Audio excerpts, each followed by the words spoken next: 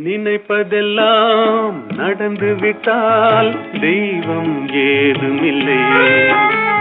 நடந்ததையே நினைத்திருந்தால் அமைதி என்றுமில்லை.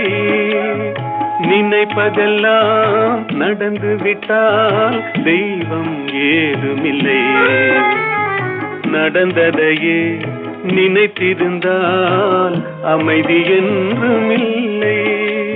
முடிந்த கதை தொடர்வதில்லை இறைவன் ஏட்டினிலே.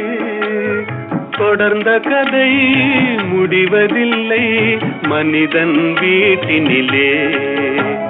நினைப்பதெல்லாம் நடந்து விட்டால் தெய்வம் ஏதுமில்லை. நடந்ததையே நினைத்திருந்தால் அமைதி என்றுமில்லை.